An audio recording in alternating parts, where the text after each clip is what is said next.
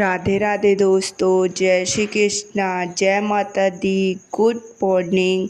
4:25 हो रहे थे और मैं जग गई थी दोस्तों, क्योंकि इस टाइम पे मैं मंदिर जाती हूँ ना डेली, इसीलिए सुबह जल्दी उठने की कोशिश करती हूँ। मैं उठी, नहाई धोई और छत पर पूजा करने के लिए आ गई थी।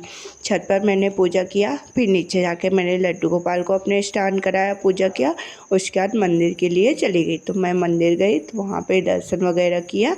उसके बाद मैं घर आ गई थी। तो मैं घर आई तो मैंने चाय वगैरह पिया। मम्मा का मेरे 9 दिन का व्रत है, तो उनको भी चाय वगैरह दिया और फिर मैं भी लाइब्रेरी के लिए तैयार होने लगी दोस्तों। तो चलिए, अभी मैं तैयार हो गई हूँ, चल जा रही हूँ लाइब्रेरी। अब आप लोगों से लाइब्रेरी में पहुँचकर मिलती हूँ दोस्तों। तो मैं लाइब्रेरी पहुँच गई थी। मैंने खिड़की वगैरह खोला, सारी चीज़ें, और फिर सब चीज़ें अच्छे से रख कर पढ़ना स्टार्ट कर दिया दोस्तों। सुबह सुबह मैं जब जाती हूँ तो मेरा माइंड बिल्कुल फ्रेश रहता है। तो मैं सबसे पहले अपना जीके जीएस का रिवीजन करना स्टार्ट करती हूँ। तो मैंने अभी इस टाइम पे मैंने स्टैटिक जीके, पॉलिटी और हिस्ट्री 3 सब्जेक्ट को उठाया है।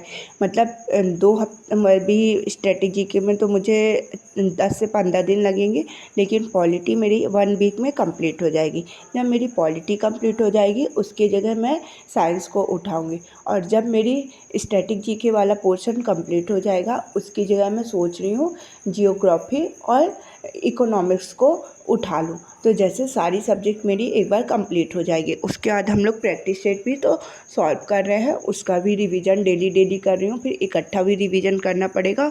और सर कल बोल रहे थे कि कुछ क्लासेस लाएंगे एग्ज़ाम ओरिएंटेड, सब्जेक्ट वाइज अलग अलग सबके मतलब प्रैक्टिस सेट कराएंगे। वो हम लोग के लिए बहुत अच्छा हो जाएगा। उन सभी क्लासेस को हम लोग को नवीन सर की ज्वाइन करना है, क्योंकि उन क्लासेस से हमारे एग्ज़ाम में डायरेक्ट क्वेश्चन बनने की संभावना रहेगी। तो चलिए, अभी मैंने स्टैटिक जीके स्टार्ट कर लिया था। आज मैंने स्टैटिक जीके में लोक नृत्य वालों मतलब टॉपिक्स को आधा कंप्लीट किया है, आधा कल करूँगी, क्योंकि लोक नृत्य बहुत सारे हो जाते हैं और अगर एक दिन में पूरा रिवीजन करना चाहूँगी ना, मतलब टाइम भी बहुत ज़्यादा लगेगा और सारी चीज़ें उतने अच्छे से याद भी नहीं रह पाएंगी। इसीलिए मैंने आधा आधा करके किया है। 14 राज्यों का आज कर लिया और 14 राज्यों का कल करूँगी। तो चलिए, अब लोक नृत्य से बहुत ज़्यादा इंपॉर्टेंट क्वेश्चन बनते हैं। मैं आप लोगों से क्वेश्चन पूछती हूँ। कुछ क्वेश्चन तो ऐसे बनते हैं कि मतलब हम लोग वो लोक नृत्य सुने भी नहीं रहते हैं, डायरेक्ट क्वेश्चन पूछ देता है एग्जाम में। हम लोग को लगभग सारे लोक नृत्य कवर करना है, सभी राज्य के। अब 1-2 छूट जाते हैं तो उसमें तो मतलब हम लोग कुछ कर ही नहीं सकते। तो चलिए, अब लोक नृत्य से मैं आप लोगों से इंपॉर्टेंट क्वेश्चन पूछ रही हूँ। आप लोग कमेंट बॉक्स में आंसर बताइएगा। रॉयन एंड पीक डांस किस राज्य से संबंधित है? चू पाट कहाँ मनाया जाता है? रेंगमा कहाँ मनाया जाता है? थांगटा डांस कहाँ मनाया जाता है? लाई हरोबा किस राज्य का लोक नृत्य है? बी नाट्यम किस राज्य का लोक नृत्य है? बुरा कथा किस राज्य की लोक नृत्य है? बोइम अट्टम किस राज्य का लोक नृत्य है? लोक नृत्य से ये कुछ क्वेश्चन मैंने आप लोगों से पूछे हैं। आप इन सभी को क्वेश्चंस को ध्यान से सुनिएगा और कमेंट बॉक्स में आंसर देने की कोशिश कीजिएगा। मैं हर टॉपिक से आप लोगों से क्वेश्चन इसलिए पूछती हूँ, क्योंकि मैं सोचती हूँ यदि आप उस टॉपिक के क्वेश्चन सुनेंगे और आपका वो टॉपिक कंप्लीट नहीं है, तो आप क्वेश्चन तो सुनेंगे, उनका रिप्लाई देंगे कि नहीं, मतलब आंसर वो तो ठीक है, लेकिन वो टॉपिक अपना कंप्लीट करने की कोशिश करेंगे और उनका रिवीजन भी करेंगे। साथ साथ जैसे मैं बताती जाती हूँ ना दोस्तों कि मेरे कौन कौन से टॉपिक कंप्लीट हो गए, कौन कौन से टॉपिक्स का आज मैंने रिवीजन किया है, आप लोग भी कोशिश किया करिए कि मेरे साथ आपने भी उन सभी टॉपिक्स को कंप्लीट करते जाइए। इसमें क्या होगा कि हम लोग की रिवीजन में आसानी हो जाएगी। जैसे जैसे मेरे सारा मतलब सब्जेक्ट का रिवीजन कंप्लीट होता जाएगा, आप लोग का भी आसानी से हो जाएगा दोस्तों। उसके बाद जब मेरा स्टैटिक जीके वाला पोर्शन ख़त्म हो गया था, तो मैंने हिस्ट्री पढ़ना स्टार्ट कर दिया। हिस्ट्री में मैंने आज अकबर को पढ़ा। बाबर हो गया था मुग़ल वंश में, हुमायूं हो गया था, सूर्यवंश हो गया था, और आज मैंने अकबर को पढ़ा। तो चलिए, अकबर से कुछ इंपॉर्टेंट क्वेश्चन बनते हैं, मैं आप लोगों से पूछती हूँ। अकबर ने मुग़ल प्रांतों को कितने भागों में बांटा था? अकबर के शासनकाल में कुल कितने प्रकार के मनसद हुआ करते थे?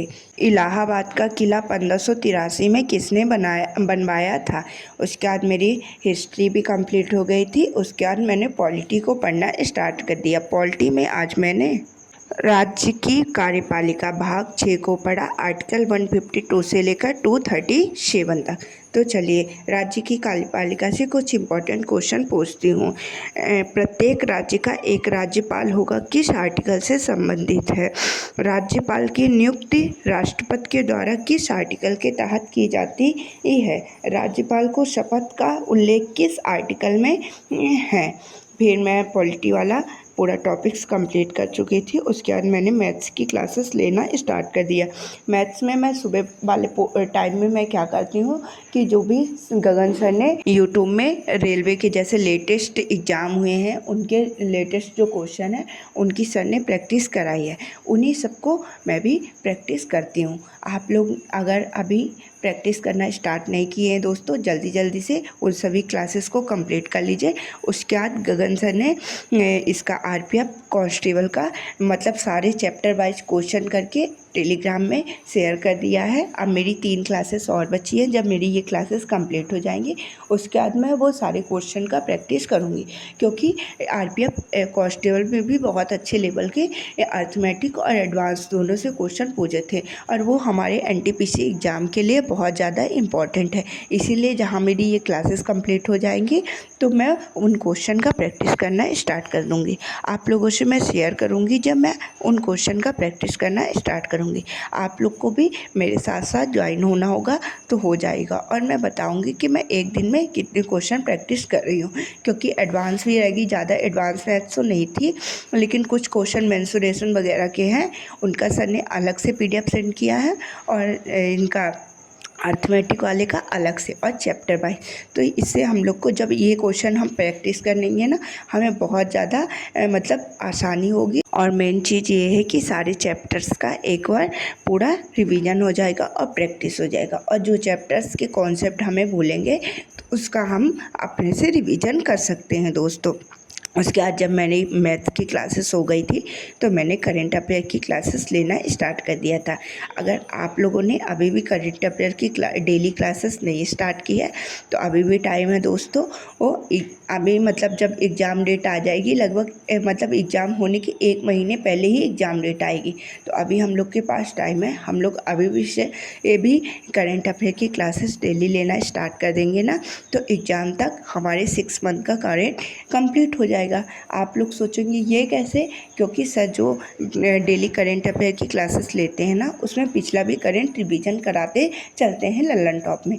तो उसमें पिछला मतलब 1 महीने का तो करंट लेकर चलते ही हैं सर। जब वो कंप्लीट हो जाता है तो पिछले 1 महीने का, और संडे में फिर पिछला मतलब 2-3 महीने का भी इकट्ठा करा देते हैं दोस्तों। तो आप लोग भी प्लीज़, मेरी हम्बल रिक्वेस्ट है कि करंट अफेयर की क्लासेस लेना स्टार्ट कर दीजिए। उसके बाद मेरी क्लासेस कंप्लीट हो गई थी तो मैं घर आई, मैंने खाना वगैरह खाया, थोड़ा रेस्ट लिया और दोबारा से लाइब्रेरी चली गई।